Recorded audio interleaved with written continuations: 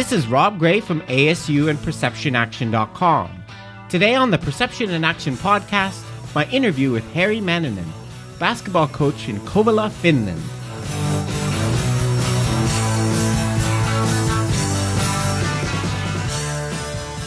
Hi everyone, welcome to the Perception in Action podcast, where I discuss how psychological research can be applied to improving performance, accelerating skill acquisition, and designing technologies.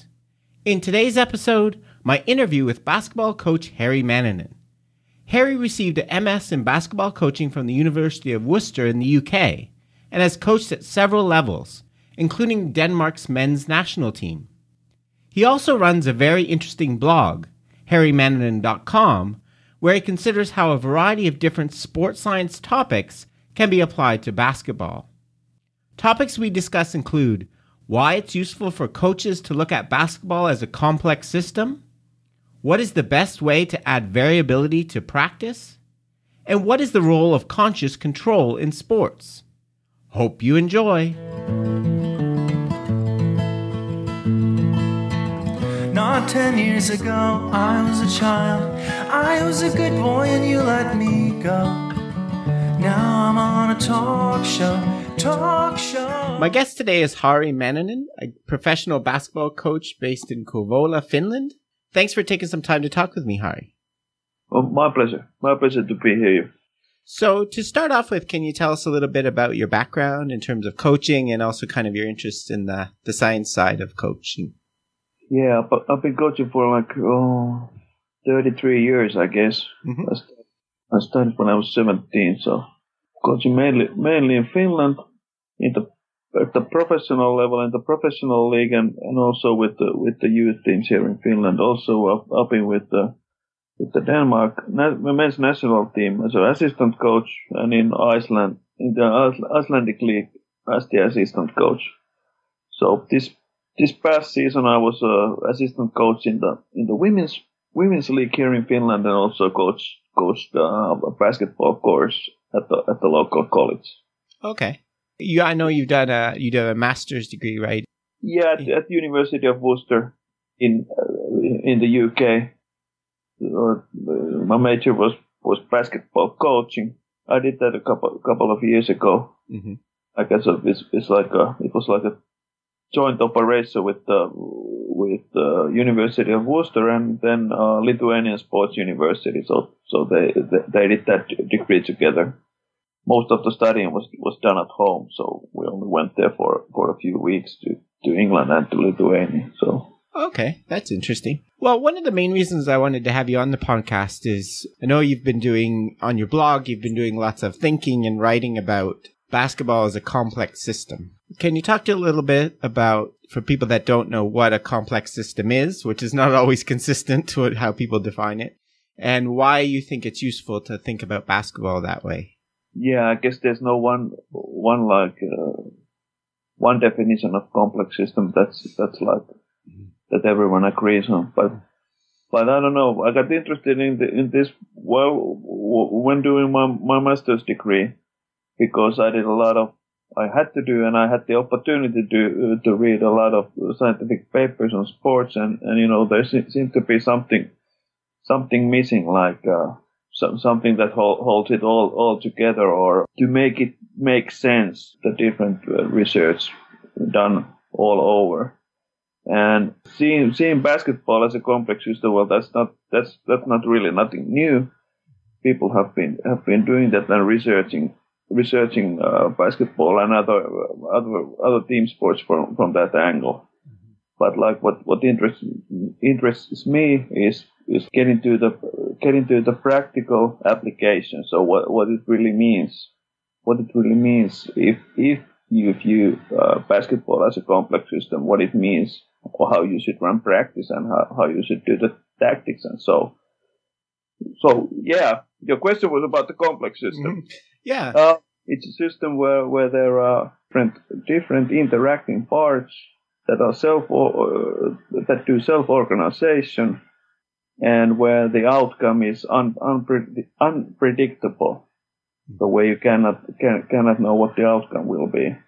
In a factory, that's a complicated system. In a paper mill, you know that they're going to produce paper. That's a complicated system.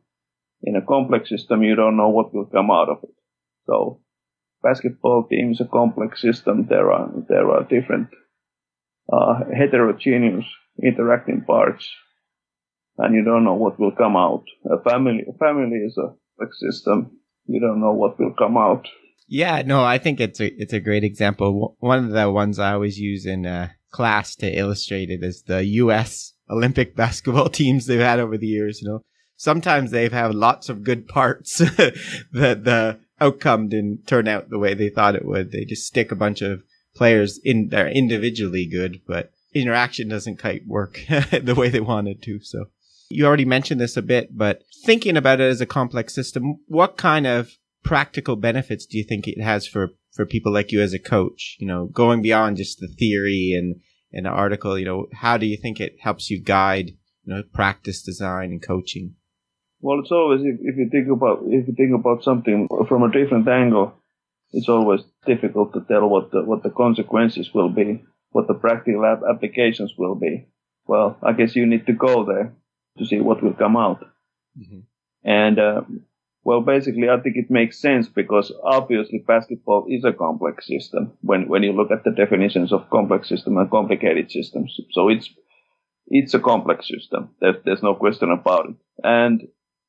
And often coaches, general managers, spectators approach basketball like it was a complicated system, like it was certain that, if you do a certain thing, there will be a certain outcome, that you do this and you're going to win. But it doesn't work that way. So it makes sense to approach it as a complex system because it is a complex system. And then hopefully, once you do that, okay, maybe you can improve the practice methods and win some games. Mm-hmm. And hopefully also you can make the game more fun for the players, because if you view basketball from that point of view, you really see it as a game, like a children's game, like a play. Mm-hmm. That it is. It's not like labor, where you put in your hours and then you do something, But it, you can view basketball the way it really is. It's a game. Using the complex system approach, maybe it helps you, make the game more fun. Mm-hmm. Yeah, definitely. I think, and one of the kind of, I know, things you've dug into a bit deeper is this idea I've talked about lots of times of specificity versus generality in practice. And you had some really interesting points because, we tend to kind of dichotomize it, dribbling around cones is really general practice and just letting people play the game, and scrimmage is specific, and there's those two extremes. But you were kind of pointing out that that's maybe not the way we should be thinking about it. Yeah. Well, I thought about this. I started by thinking about the definition of basketball, and I came to define it as interaction between the two teams and the rules of basketball. And then, anytime you want something to be specific, there needs to be the interaction involved. So, like dribbling by yourself in an empty gym, that's not really specific because there's no interaction between you and your teammates and the opponents. So anytime you go for specificity, then you need to go for the interaction between the teams and between the teammates, and that's like the key to being basketball specific. That's where I like started from. Yeah. So there's kind of a continuum almost between the two. You can, as a coach, you can move, up and down the scale. So what for you? What are kind of the key points? I know a lot of people emphasize one of that things you need to have in to be specific is the decision making component, right? That you lose when you just dribble by yourself, right? Yeah, but then it's always like if you think about it, the most basketball specific drill there is the scrimmage, to play 5-on-5 in a gym. Mm-hmm. Okay, but if you do that for a long time, obviously it's not going to work. It's not going to be optimal. So you need to do something else too. And you want to be as specific as you can, but on the other hand, you need to have the variability. Mm-hmm. So it's like balancing those two. That is the key. Mm-hmm. Giving opportunities to learn different things and experience different situations, right? There's probably like a line that you want to like find where you're still specific, but you are still adding variability. Like in differential learning, that interests me a lot. That's where you are like close to getting out of the sport specific side and getting someplace else. But also, if you do that like in a meaningful way, it can be a strong method for adding variability to your practice. Mm-hmm. And so are some of these things like changing the number of players, like going from 5-on-5 to 4-on-4 to 3-on-3, that kind of thing? Yeah. Yeah. Mm-hmm. Yeah, because if you think about it, why doesn't playing 5-on-5 the whole time? Why doesn't it work? Why is that not the optimal option for a practice method? Probably because you need to get more repetitions with the ball or with the elementary skills that you do not get if you play 5-on-5. The repetitions are not there, so you need to do that. Then you need to manipulate what's happening, and you need to have the players do different things than they are used to doing. But you're always keeping in the context, right? Like yeah. It's a thin line, where when you get out of the basketball context and when you are like close to the limit. Mm-hmm. Because I know someone sent me a video. I've seen part of this before of some of the drills that Stephen Curry is doing from Golden State. He's doing these drills where he dribbles 2 balls at the same time while wearing these shutter glasses. And I think those videos are kind of misleading because overall, if you take, he's not the most skilled players doing that. Probably the most skilled players doing those drills are the ones who are doing the halftime shows. Mm-hmm. Okay, who do not have to worry about the context at all, who can just dribble the ball. They are always it's the same thing every place. Like in a football, you have those guys who can do anything. They can, climb up the lamp pole and still, bounce the ball. Mm-hmm. And but they don't have to worry about the opponents. Mm-hmm. So it's easy for them. So that can be kind of misleading, taking that skill and saying, everything has to be contextual. So I don't know. Yeah. No, I think that's a very good point. And I think that's what sometimes surprises people in sports. You see sometimes people that are skilled, individual skills that don't always transfer to being successful professional athlete. I think that's true in all sports. Even though we still focus on them, right, with our assessments, but yeah. Yeah. It comes down to definition of skill, mm-hmm. What technical skill is, mm-hmm. And when you approach it from the complex system side of things, it's different. If you come from the traditional motor learning approach. Mm-hmm. It's really different because if you approach it from the complex system side, okay, then you have tactical tasks that the players need to solve, and that's the skill. It's not being able to do a certain modern pattern. Mm-hmm. It's the ability to solve problems that are presented in the game situations. Mm-hmm. Yeah. So it doesn't. It's not like you need to learn a certain modern pattern like you need to do in some like a close skill sport like figure skating. Mm-hmm. Okay, there you need to do there you must be able to do certain jumps in a certain way. In basketball, it doesn't work like that. Mm-hmm. But often coaches think that it works like that. Yes, true. You mentioned the variability of practice, and one of the really things I found interested in reading your blog was the idea that how players perceive your practice is critical into determining the variability. Can you talk a little bit about that? Yeah, because obviously to get players to do different things. Okay, the easiest way is to change the context so that they will react to different situations in a different way. But it doesn't quite work like that. If the players never notice the difference, like if you go like a 3-on-3 drill where you need to react to the weak side defender and make a certain pass depending on what he's doing, it doesn't really matter if the ball handler are unable to see what the weak side defender is doing. Mm-hmm. So it doesn't really matter.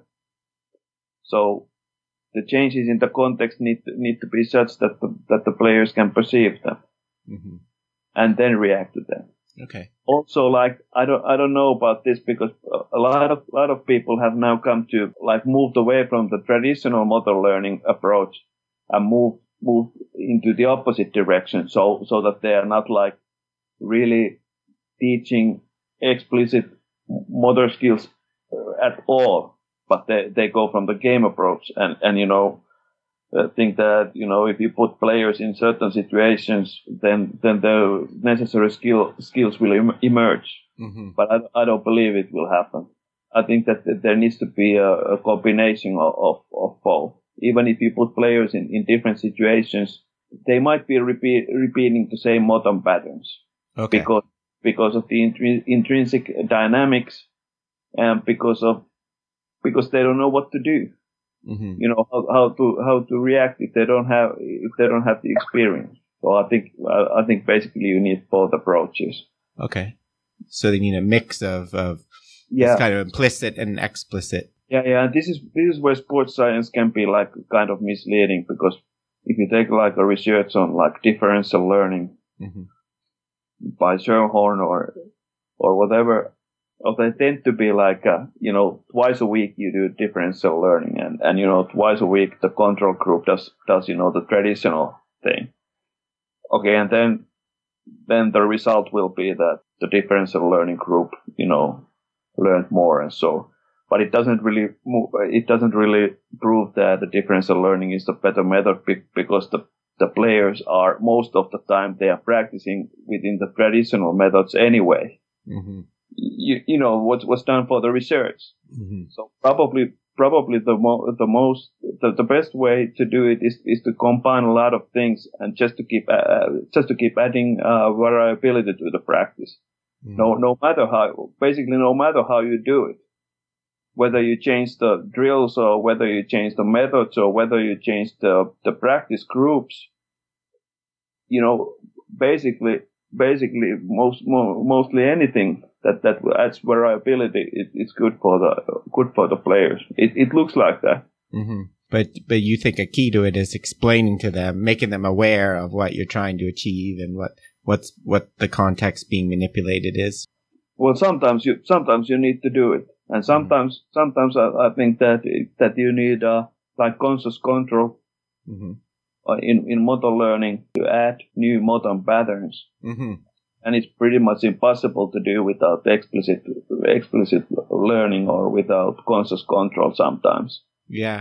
If all you do is give put players into different situations, there will not be enough variability in their motor behavior. So they need the conscious control to kind of bring on board some new skill or new technique, or modify. Yeah, definitely. Mm-hmm. I think that's one of that should never be when talking about this, because it should never be forgotten. Yeah. Because if all you do is complex system, we put them in a complex system and they learn on their own, it's not going to happen. Another thing I've seen you talk about is the creativity. Where does that kind of play into this, and how do you try to encourage that in practice? Well, I don't know if it needs to be encouraged, because I think that if you see basketball as a complex system, okay, then what follows from that is that all the situations are novel. All the situations the players face are unique. And so, according to at least one definition, creativity is adapting to unique, novel situations in a novel and useful way. So, in a way, there must be creativity. If basketball is a complex system, then within the complex system there must be creativity. Okay, some players, their solutions are more useful and more novel than some other players. But the creativity is always there. It must be there because of basketball being a complex system. And then, okay, the more variability there is in the practice, okay, so the better suited the players are for finding novel and useful solutions to those situations where creativity is called for. Yeah, I think that relates nicely back to, you were talking about earlier as problem solvers, right? Yeah. So you're teaching them to be problem solvers, not to execute this, like make stimulus response kind of pairings. You do this when this happens, but rather teach them to kind of give them some alternatives maybe, but kind of teach them the problem solving. Yeah. And so like I believe the best players are they are creative, but as little creative as possible. So they find the easiest solution possible. But sometimes, the easiest solution possible is quite difficult. Mm-hmm. So it's a skill too to make everything as simple as possible. And then, make the fancy behind the back pass or whatever when there's no easier solution in that situation. So it should not be if you overemphasize creativity, what will come out is players making more difficult solutions to situations where none is needed, where a simple solution is enough. Yeah, no, that's a good point. Creativity doesn't necessarily mean doing trick shots or always blind passes or, something. Yeah. Sometimes it's just a simple pass to the player right on your side. Mm-hmm. Sometimes the easiest pass is something that, players miss because they look for something else. Another topic I saw you mentioning was one that I've seen keep coming up more and more now is this idea of periodization of tactical training. We're very familiar with periodization of strength training or endurance training, but this idea that we need to do that for kind of these skill things as well. Can you talk a little bit about that?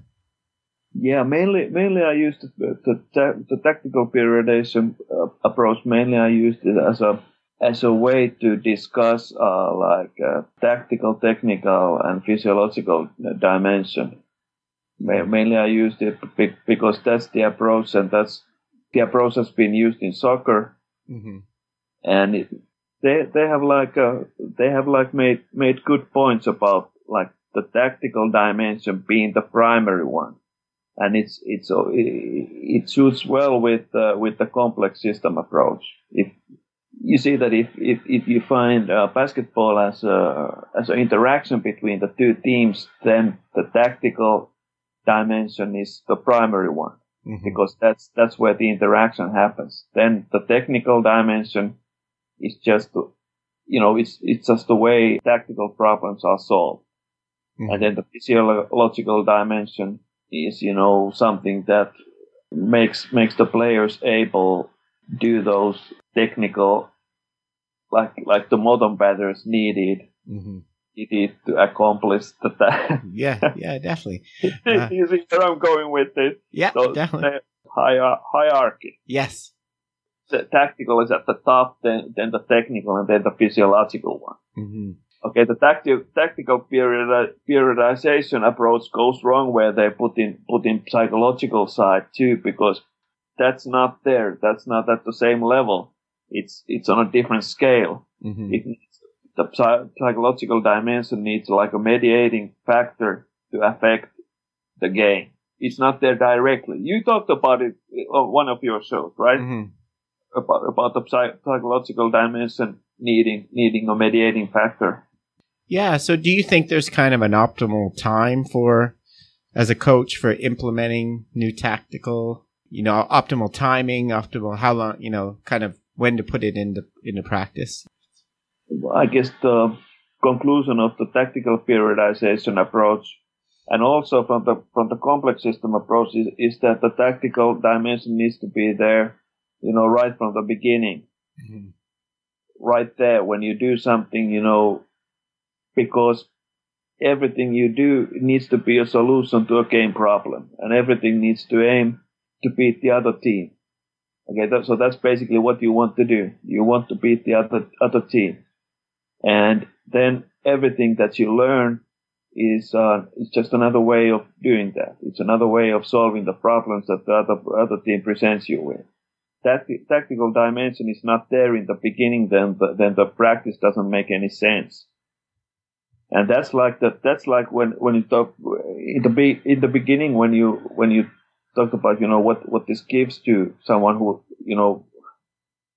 who approaches this like from a practical standpoint. It gives you a question to ask, before every drill that you do. How will this help us beat the other teams? If there is no answer to that, okay, then maybe you shouldn't be doing that in the first place.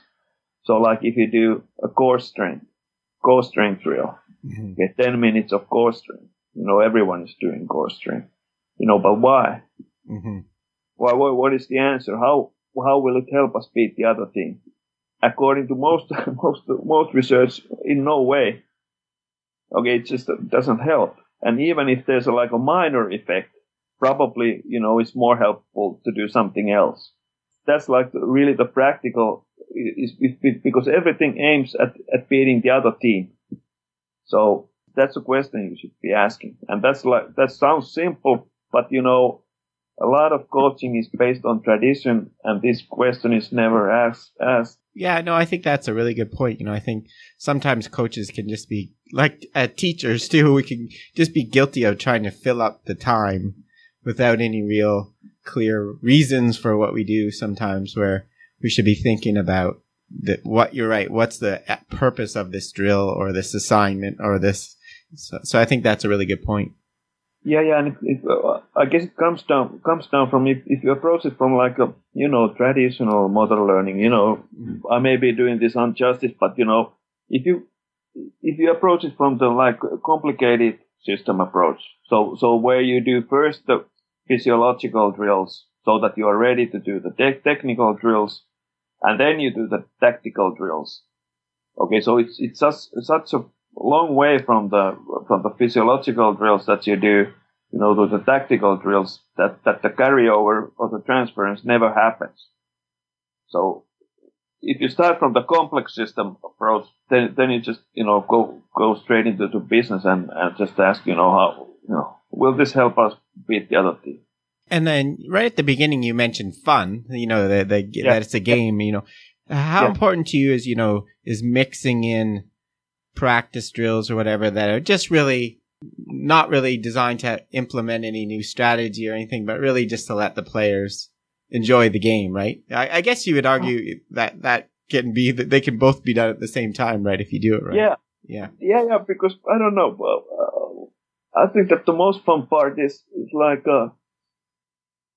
trying to beat someone. Trying to outsmart them, or you can in different drills or different times you can try to beat them in different ways. But I don't know. To me, the fun of the fun comes from that, trying to beat the other team or trying to beat the other coach or whatever. Mm-hmm. Yeah. Or whatever. But I don't know. There should be competitions within practice, whatever you do, because that's the name of the game. That's the interaction. That's what you basically want to do. And it doesn't It doesn't have to be stressful or anything. To me, that's the fun of the game. And if you take that away from the game, like trying to beat someone, you take away the fun of the game. It's like I don't know. This has been discussed. I think in misleading ways because like with children, should they be aiming to win or if they play a game and they are not aiming to win, what are they doing? Mm-hmm. They playing a game. It's like if you play hide and seek and you are not trying to hide, what are you doing then? That it takes the fun out of the game. And if you are not trying to win, you're taking the fun out of the game. It's not like you're trying to embarrass someone, but that's why we are there in a game, to do our best to beat the other team. That's the interaction. Yeah. No, I think that's a really good point. I think, and that could be, to me, another kind of, not limitation, but something that gets overlooked a bit in the complex systems kind of approach is that they're not robots, right? That are perceiving you have to take into account emotions, motivations, right? I think you have to, you talk about teaching moments, when after a loss, for example, in a game, so I think you can't just treat them as passive perceiver actors. You have to think about what's going on in their head as well. Yeah, no, definitely, and that's something that comes up from like when you talk about like so that players should not have conscious control, so that that's really a weird idea. Like all motor learning should produce players who do not need to use conscious control. That's really a weird idea because it has nothing to do with the complex system approach because definitely you need a conscious control to use the tactics to beat someone. If you're not using conscious control, you're playing like a robot, and if the other team is any good, they're going to beat you because they're going to find your weak spots and they're going to consciously use them. Yeah. Mm-hmm. They're going to beat you. And this is like a really a common misunderstanding. Yeah, that's something I always, I have the same problem with, because I always emphasize automaticity and unconscious, but for me that's not, it doesn't mean you play the whole game. It means that you don't consciously focus on dribbling. Yeah. It's the mechanical skill that you don't think about, the tactics and strategy and yes, you got to be consciously aware of that. I know that most of the time, but often it is left out. Mm-hmm.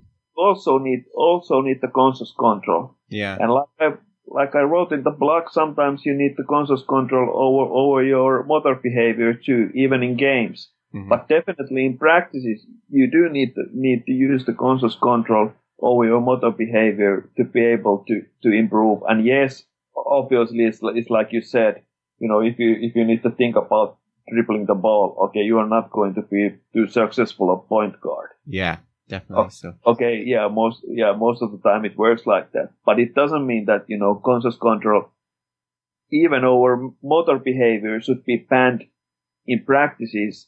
And in tactics-wise, it's definitely used in games. Yeah, definitely. And I agree. Yeah, you're right. For making adjustments and enhancing your skill, definitely you need that as well. So the last thing I wanted to talk to you about, I've mentioned it a couple times already, but you have a blog that you're doing. Yeah. It's just your name, harrimannonen.com, right? How long have you been doing that, and kind of what are your plans for it?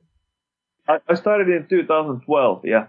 In the beginning, I wrote about like general stuff, some remarks on this and that, but mostly I've been like mainly writing about the complex system approach and trying to see where it leads or what it comes down to, and to also to like think about it myself. I don't know what I'm writing next, so yeah. So I'm also like trying to look into that at the same time and trying to find out what.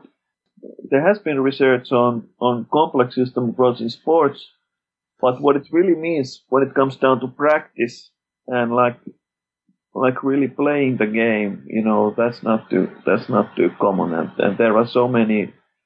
The mechanical approach is so common still that there's like a lot of thinking to do. If you think about like the analytics, it's basically based on the approach that doesn't fit too well with the complex system approach. A lot of analytics is based on that you can find one proper solution and that's it.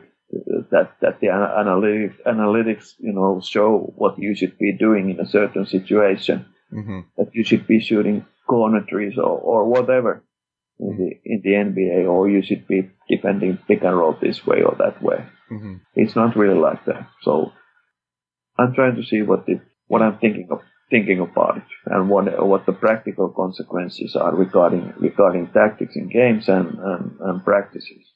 Yeah, no, I've enjoyed reading it so far. So I think that's all the questions I have for you. So thanks again for taking some time with me. Thanks for having me here. It was nice to discuss this.